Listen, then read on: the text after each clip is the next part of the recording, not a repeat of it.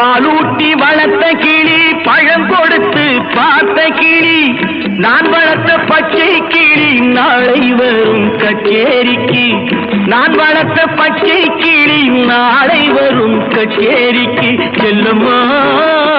எந்தன் செல்லம்மா செல்லம்மா எந்தன் செல்லம்மா